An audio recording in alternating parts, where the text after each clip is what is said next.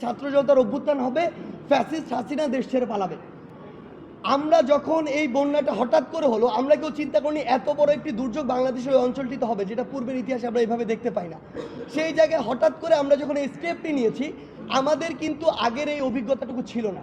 সেই জায়গা থেকে আমাদের যেটা দেখা গিয়েছে যে যারা বাংলাদেশের জনমানুষ যেদিন যেভাবে পেরেছে এসেছে, যেদিন মানুষ বেশি ছিল সাপোর্ট বেশি ছিল বেশি গিয়েছে, যেদিন কম ছিল কম গিয়েছে। এটা টোটাল একটা ভ্যারিয়েবল জিনিস ছিল, ফিক্সড কিছু ছিল না।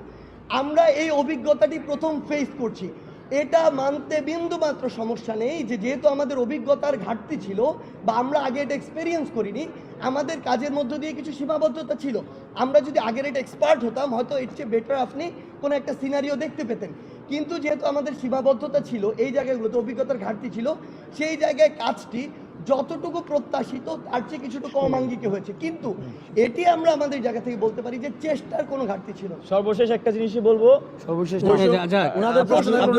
আচ্ছা আমি আরেকটি ব্যাপার একটু ওনারা প্রশ্ন আচ্ছা আব্দুল